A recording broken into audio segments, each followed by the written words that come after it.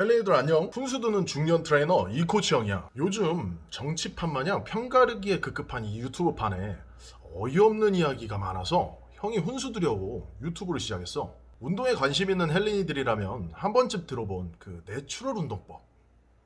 내추럴과 로이더의 운동 프로그램의 차이점을 주장하면서 마치 기존의 운동 방법인 분할 운동 방법이 로이더의 훈련 방법이고 이걸 따라하면 안 된다고 하는 인물로 자연상 광호야라는 유튜버가 보여. 심지어 옳고 그름이라고까지 표현하는 대범함에 형이 불화를 탁 치게 만들어. 그의 이야기를 전면으로 반박을 해볼게.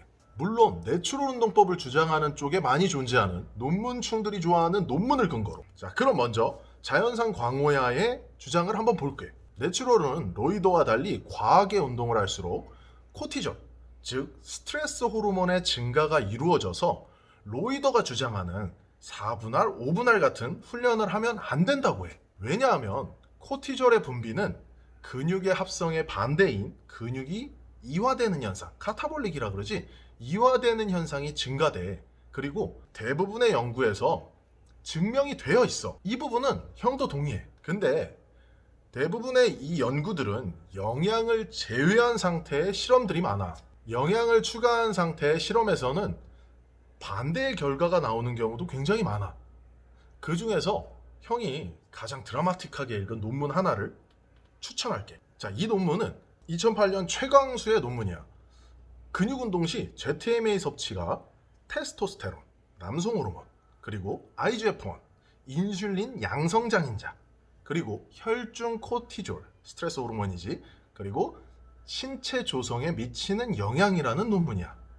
이 연구에서는 남성 호르몬과 인슐린 양성장인자, 얘네들은 근육을 증가시키는 애들이고, 반대로 혈중 코티졸은 광호야가 주장하는 것처럼 카타볼릭, 즉 이화 현상을 촉진할 수 있는 호르몬이지. 그리고 여기에 더해서 인바디 결과까지 첨부를 해. 그래서 신체 조성에 미치는 영향을 연구한 논문이야. 내용을 요약하면 신체 건강한 남자 대학생을 대상으로 연구를 진행했고 12주 동안 진행이 됐어. 그래서 한 그룹은 ZMA를 섭취하지 않고 일반적인 식단과 근력 운동을 병행했고, 그리고 또 한 그룹은 ZMA라는 영양제를 섭취하고 동일한 형태의 운동과 식단을 섭취했어. 자, 이때 12주 후에 남성 호르몬 수치랑 IGF-1 수치, 그리고 코티졸의 수치를 비교하고 근육량과 지방량까지 같이 비교를 해본 거야. 결과는 어떻게 됐을까? 이 연구에서 제시하는 훈련량은 자연상 광호야가 주장하는 형태랑 비슷해. 월수금 일주일에 단 3번만 운동을 했고 60분의 근력 운동, 웨이트 트레이닝을 1RM의 70% 수준으로 8에서 15회 정도 반복하는 전형적인 볼륨 트레이닝으로 진행을 했어.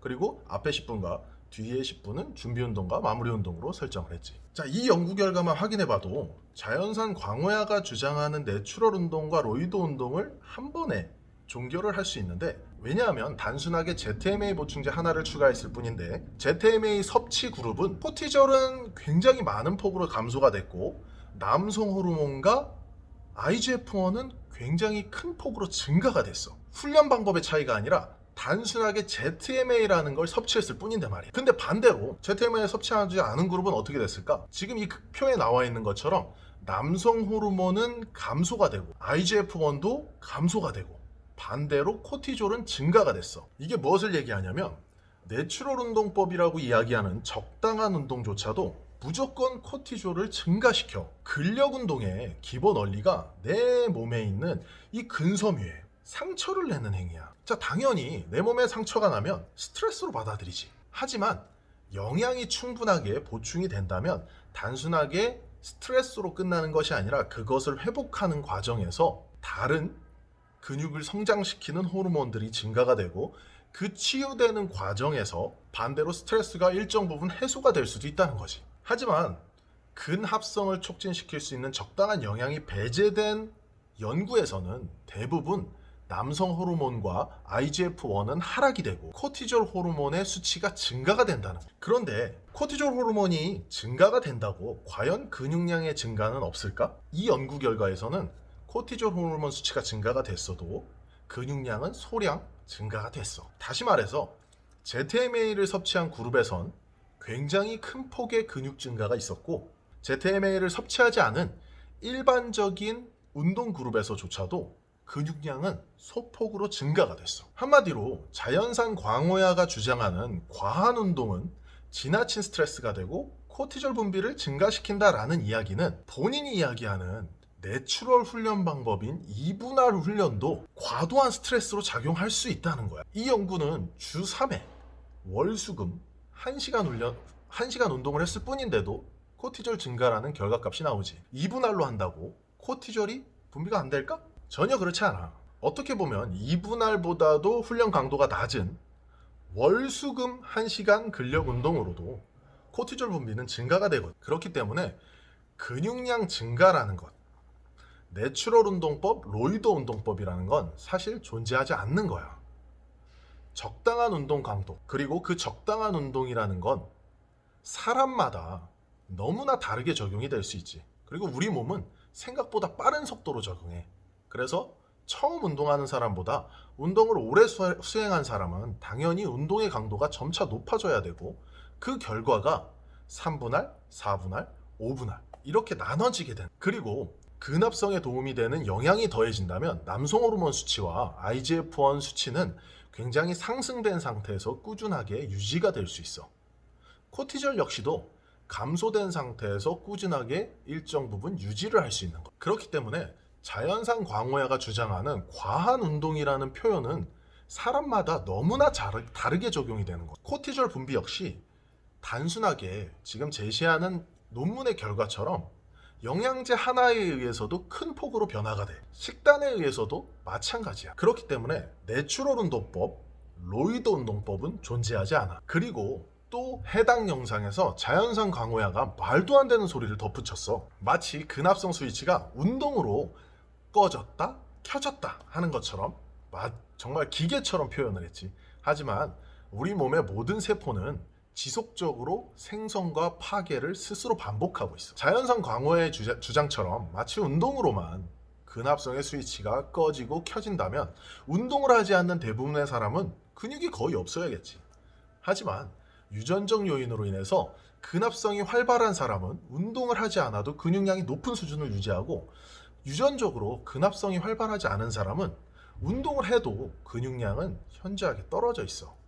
그렇기 때문에 모두 동일한 형태의 운동, 내추럴 훈련 프로그램, 로이더 훈련 프로그램 이런 것들이 존재할 수 없는 이유가 바로 유전적 요인에 의해서야. 실례로 우리 몸의 대부분의 세포는 몇 개월 혹은 몇 년 단위로 모두 사라지고 새로 생성되는 주기를 반복하고 있다는 사실을 이해하면 이게 얼마나 허무맹랑한 소리인지 알 수 있어. 스위치처럼 껐다 켰다 하는 것처럼 표현하는 부분은 마치 보충제 회사에서 운동을 열심히 하고 30분의 기회의 창이 있으니 그 30분 안에 보충제를 타먹으라는 말도 안 되는 광고와도 같은 이야기야. 그리고 로이더는 거꾸로 무슨 기계 마냥 약만 꽂고 빨면 근육이 자동으로 늘어나고 코티졸은 무조건 감소한다는 완전한 뇌피셜을 정말 자신감 있게 이야기했는데, 사람의 몸은 항상성이 있어서 로이더라도 초반에 약발을 받아서 근육량이 증가하는 것을 제외하고는 무한정 근육이 증식되는 게 절대 아니야. 스테로이드 투여로 인한 코티졸 감소 역시 초반에는 억제가 돼도 약물 투여가 이어질수록 다시 증가되게 돼 있어. 초반에 빠른 근육의 성장을 제외하면 더 높은 운동 강도로, 그리고 더 높은 영양과 식단의 절제, 이게 동반돼야지만 근육량이 증가할 수 있는 거야. 대부분의 로이더도 그 고통을 감내하지 못하기 때문에 제자리 걸음을 걷고 있지. 형도 마찬가지야. 자, 오늘 영상은 여기까지야. 유튜브를 보면서 편가르기로 조회수 빠는 사람들이 많이 보여서 형도 훈수 트레이너로 어그로를 좀 끌게. 영상을 보는 유튜브 친구들도 좋은 정보가 될 수 있을 거야. 그러니까 좀 봐줘. 대항해 시대를 뛰어넘는 이 대관종의 시대에 살아남기 위해서 앞으로 일반 유튜브 시청자든 내추럴 보디빌더든 김준호 선생님이나 강경원 선수 같은 프로 선수든 성역 없이 운동 방법에 대한 훈수, 영양에 대한 훈수, 그리고 말도 안 되는 이야기에 대한 반박을 유튜브로 시작해볼게. 유튜브에 떠도는 운동 관련 컨텐츠 중에 애매하고 궁금한 게 있다면 댓글로 남겨줘. 그럼 형이 정리하고 반박해줄게. 다음 컨텐츠도 자연상 광호야한테 훈수를 둘 거야. 말도 안 되는 사례의 편으로 돌아올게.